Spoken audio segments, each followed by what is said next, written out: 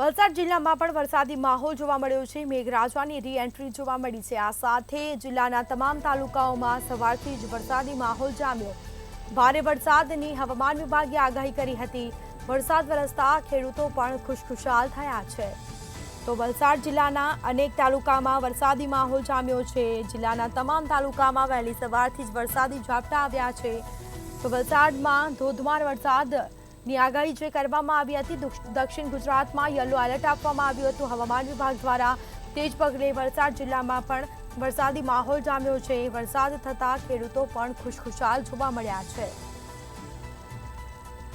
તો આ સાથે ખેડૂતોમાં પણ ખુશીનો માહોલ જોવા મળ્યો છે।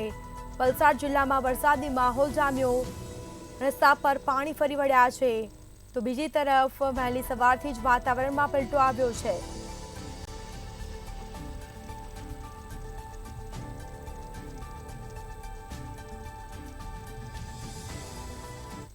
સવારથી જ વલસાડ જિલ્લાના વાતાવરણમાં અચાનક જ પલટો આવ્યો છે। વલસાડ જિલ્લાના તમામે તમામ તાલુકાની અંદર હાલ નોંધપાત્ર વરસાદ વરસી રહ્યો છે।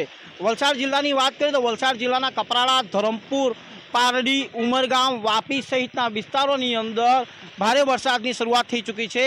કહી શકાય એક દિવસના વિરામ બાદ ફરી એક વખત મેઘરાજાની પધરાણી થઈ છે અને જે ખેડૂતો છે તેમાં ખુશીનો માહોલ જોવા મળી રહ્યો છે। જેનું કારણ છે શ્રીકાર વર્ષા અને વાવણી લાયકનો વરસાદ।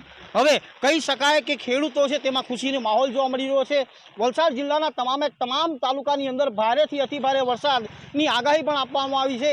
ત્યારે હાલ વહેલી સવારથી જ વલસાડ જિલ્લાની અંદર વાતાવરણમાં અચાનક પલટો આવ્યો છે।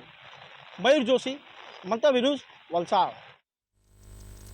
તો આ સાથે વલસાડ જિલ્લામાં વરસાદી માહોલ જામ્યો હતો। અચાનક વાતાવરણમાં પલટો આવ્યો છે। ભારે વરસાદની હવામાન વિભાગે આગાહી કરી છે। વરસાદ વરસતા ખેડૂતો પણ ખુશખુશાલ થયા છે। તો વલસાડ જિલ્લામાં વરસાદી માહોલ જામ્યો।